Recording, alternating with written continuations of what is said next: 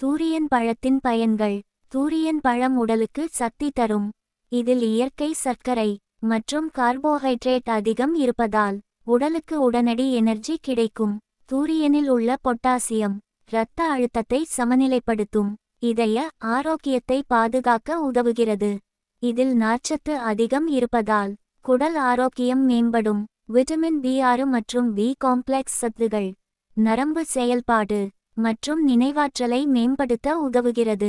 Calcium magnesium சத்துகள் எலும்புகளை வலுப்படுத்த மிகவும் உதவியாக இருக்கும்.